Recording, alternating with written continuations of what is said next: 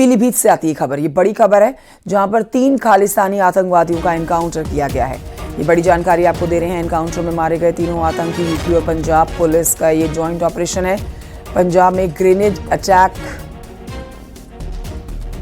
किया गया था और बदमाश से 2 AK-47, 2 ग्लॉक पिस्टल मिली हैं। ये तीनों बदमाश गुरदासपुर के रहने वाले हैं। ऋषभ मणि और जानकारी देंगे इस खबर पर। ऋषभ मणि पूरी खबर विस्तार से बताएंगे। बड़ी खबर, 3 खालिस्तानी आतंकवादियों का एनकाउंटर किया गया है। जी बिल्कुल, देखिए इसी महीने कुछ दिन पहले ही पंजाब के गुरदासपुर में 2 पुलिस चौकियों पे हमला हुआ था। हालांकि वो पुलिस चौकी बंद थी, वहां पर कोई तैनात नहीं था।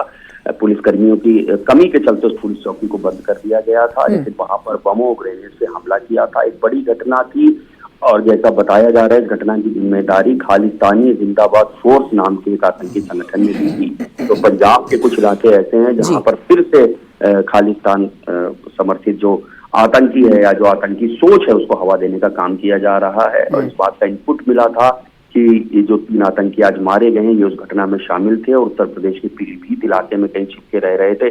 इसी जानकारी पर पंजाब पुलिस पहुंची थी पीलीभीत जिले में, और जहां पर उत्तर प्रदेश पुलिस पीलीभीत जिले के जो SP हैं अविनाश पांडे और उनकी अपनी टीम थी, जिसमें सब इंस्पेक्टर मित्र प्रताप सिंह है, इंस्पेक्टर नरेश त्यागी हैं।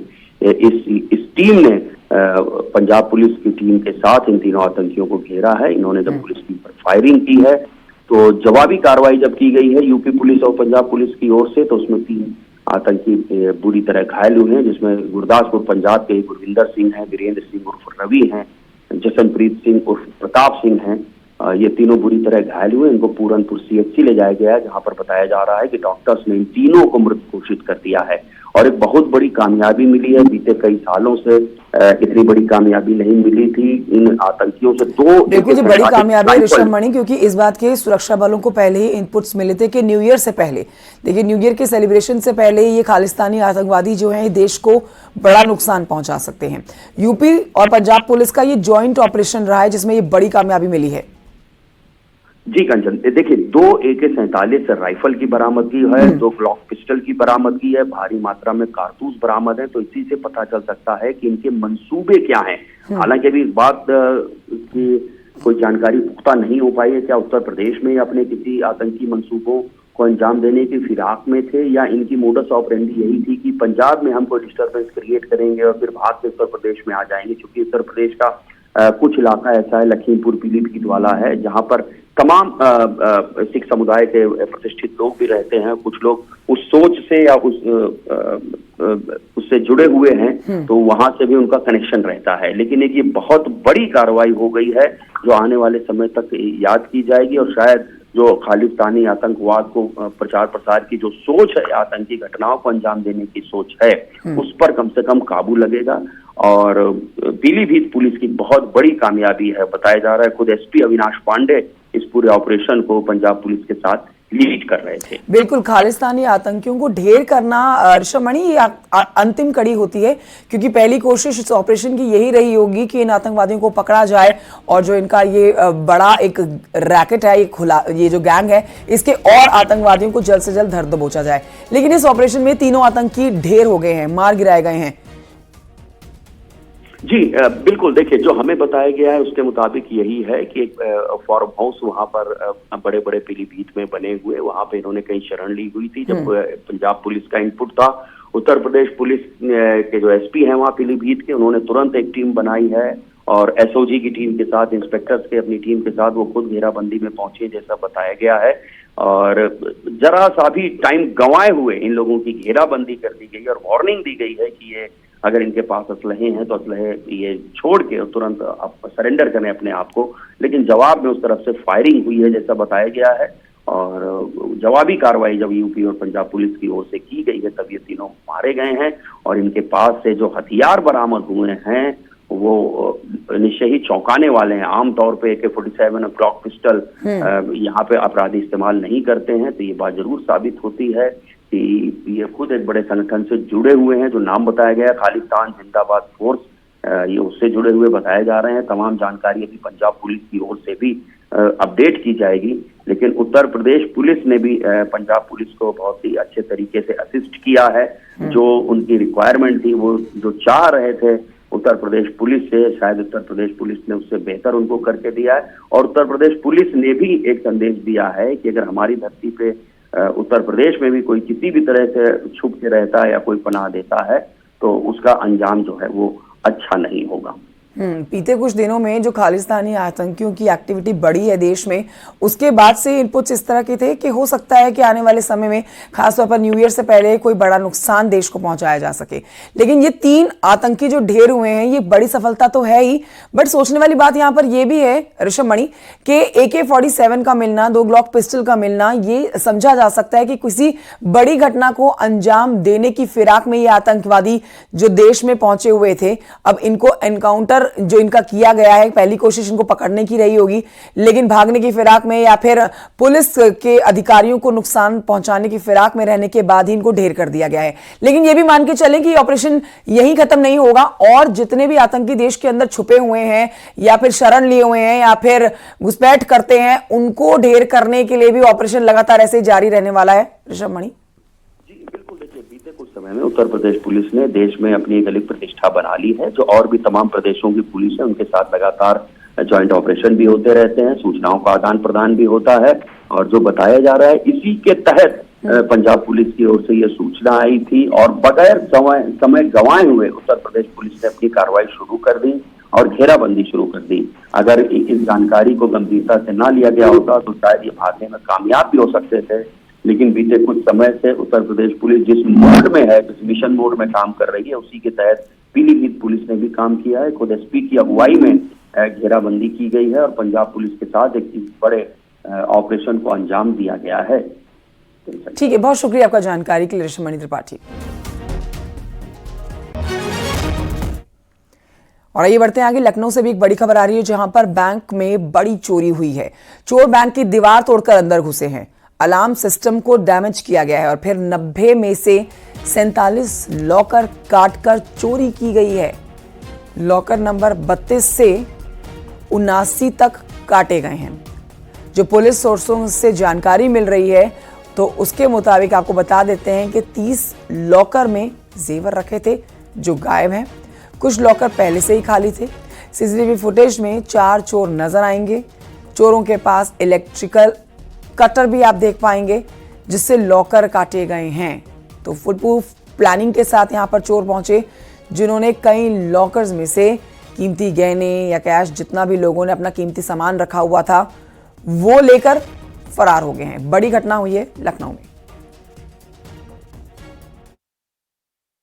करीब 30 लॉकर चोरों ने काटे हैं। यहाँ पर 90 लॉकर हैं जिनमें से 30 लॉकर कटे हुए मिले हैं, जो सोर्सेज बता रहे हैं। और ये अनुमान जताया जा रहा है कि करोड़ों रुपए की ये चोरी हो सकती है। डॉग स्क्वाड मौके पे आया है, फॉरेंसिक टीम भी आई है, यहाँ से तमाम सबूत जुटाए जा रहे हैं। बीते कई दिनों से DGP की ओर से भी सर्कुलर जारी किया गया था कि ठंड का समय आ गया है, रात के समय में प्रभावी गश्त होनी चाहिए। बावजूद उसके ये अयोध्या हाईवे है, लखनऊ से अयोध्या को जोड़ने वाला हाईवे, वहां पर इस तरह से ये चोरी होती है। पुलिस को सीधी सीधी चुनौती है और कहीं ना कहीं राजधानी लखनऊ की पुलिस की मुस्तैदी और सतर्कता पर भी बड़ा सवालिया निशान है। ये उम्मीद जताई जा रही है कि जो बगल में खाली प्लॉट है, यहीं से चोर दाखिल हुए हैं और पूरे साजो सामान के साथ रहे होंगे। उनके इतना समय भी उनको मिला कि वो सेंध लगा सके। ये जो इस कमरे के ठीक पीछे का एरिया है, वहीं से आने जाने का रास्ता है, उसके ठीक पीछे खाली प्लाट है।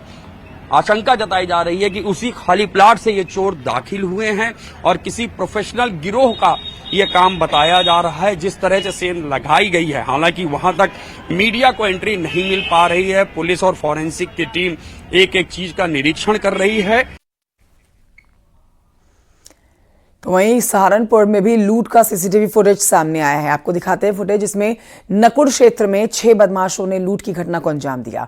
लूट की घटना का ये CCTV फुटेज आपके सामने जो कि वायरल हो रहा है। जनसेवा संचालक को हथियार दिखाते हुए बदमाश CCTV में कैद हुए हैं। लूट के बाद तमंचा दिखाते हुए बदमाश आसानी से यहां से फरार हो जाते हैं। ये सब रिकॉर्ड हुआ है अंदर लगे CCTV कैमरे में।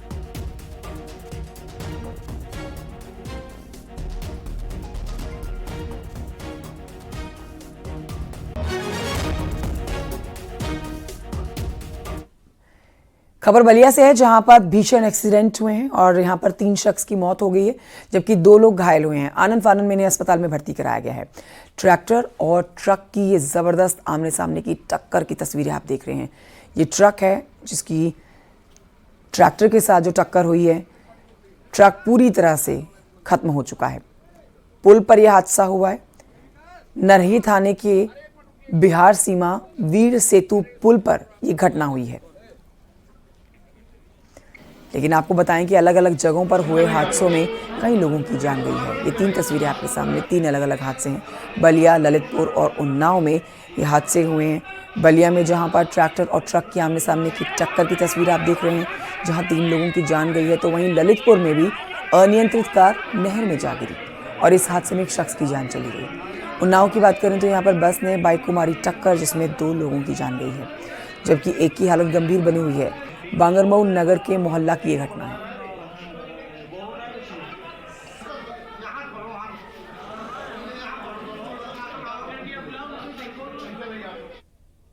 उन्नाव से खबर, जहां पर जमीन विवाद में 2 पक्षों में जमकर विवाद हो गया।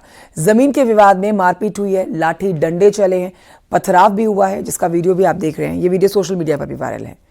बेगापुर थाना क्षेत्र का ये वीडियो बताया जा रहा है, जहां पर लालगंज द्वितीय गांव में ये मारपीट हुई है 2 पक्षों के बीच में।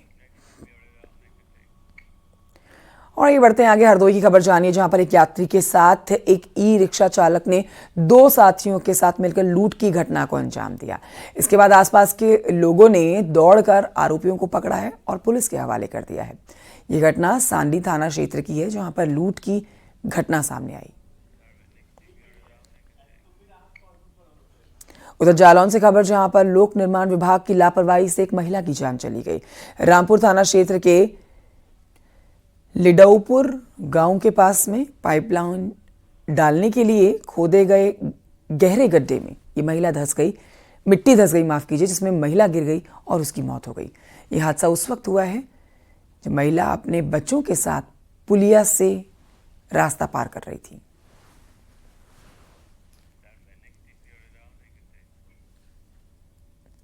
संभल से अगली खबर, जहां पर डांस करने वाला नकाबपोश चोर सीसीटीवी कैमरे में रिकॉर्ड हुआ। दुकान में चोरी करने घुसे चोर ने दुकान में डांस किया है। ये देख रहे हैं आप उसका वीडियो। दुकान में रखे काजू बादाम देखकर चोर बहुत खुश हो गया। उसका ये डांस करने का वीडियो भी सोशल मीडिया पर वायरल हुआ, जो चोरी करने पहुंचा हुआ था। और देखिए, चोरी करते करते ये डांस भी कर रहा है। चोर का ये डांस सीसीटीवी कैद हुआ है। बेजोई का ये मामला है।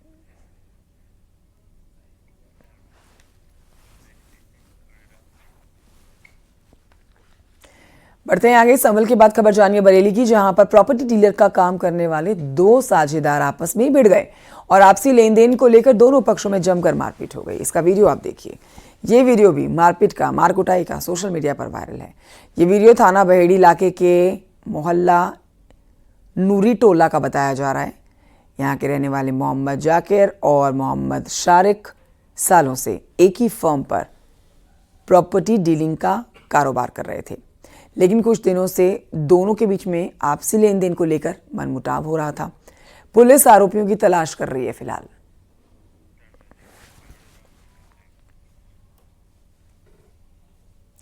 खबर प्रतापगढ़ से है, जहां पर क्रिसमस मेले के सामने 2 गुटों में जमकर मारपीट हो गई है। बीच सड़क पर ही लाठी डंडे चल गए हैं। सूचना पर पहुंची पुलिस हंगामे को शांत कराती है और लोगों को अपने साथ भी ले जाती है। नगर कोतवाली इलाके के सिविल लाइन की यह घटना है।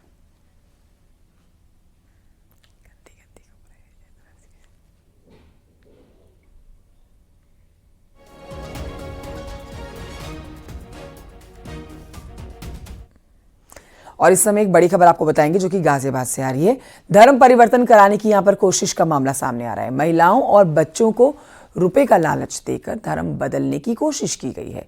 ये मामला ओम प्रकाश कॉलोनी का है। हिंदू युवा वाहिनी और बजरंग दल के कार्यकर्ता पहुंचे यहां पर मौके पर। आरोपी दीवार फांदकर तब तक भाग निकले। 3 लोग महिलाओं और बच्चों को धर्म परिवर्तन के लिए प्रेरित कर रहे थे, लेकिन पुलिस के सामने आने के बाद ये आरोपी यहां से भाग निकले हैं। मकान मालिक ने इसे धार्मिक अनुष्ठान बताया और धर्म परिवर्तन के आरोपों को खारिज किया।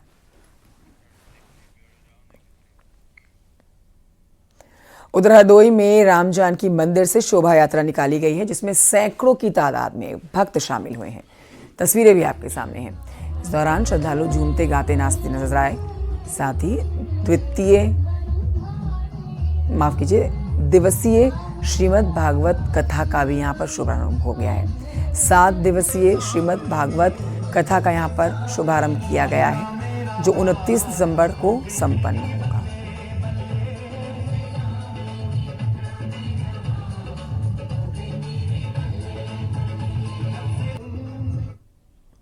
खबर पिथौरागढ़ से, जहां के धारचूला में नेपाल की दादागिरी देखने को मिल रही है। यहां पर काली नदी में तटबंध बनाने में लगी भारत की पोकलैंड मशीन को नेपाली नागरिकों ने जब्त कर लिया। इस दौरान नेपालियों ने पोकलैंड ऑपरेटर से बदतमीजी भी की है। घंटों नेपाली नागरिकों ने भारतीय पोकलैंड मशीन को और ऑपरेटर के साथ इस मशीन को बंधक बनाए रखा है। जानकारी मिलने पर भारतीय प्रशासन के दखल देने के बाद पोकलैंड मशीन और उसके ऑपरेटर को नेपाली नागरिकों ने छोड़ा है।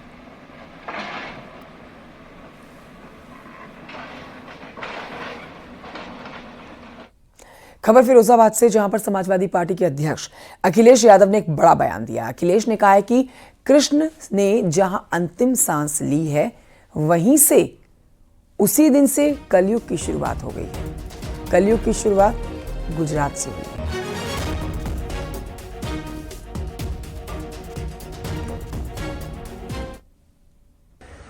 जब भगवान श्री कृष्ण ने अपने प्राण छोड़े थे, उसी दिन से कलयुग शुरू हुआ है।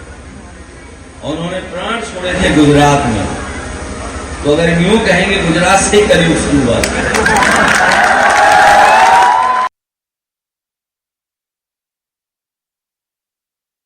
नाथ आज प्रयागराज पहुंचकर टेंट सिटी का निरीक्षण करने जा रहे हैं।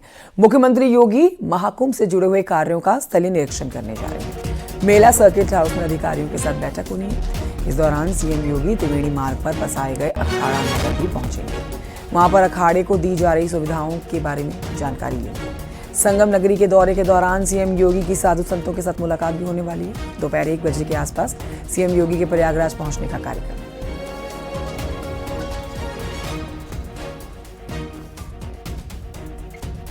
और ये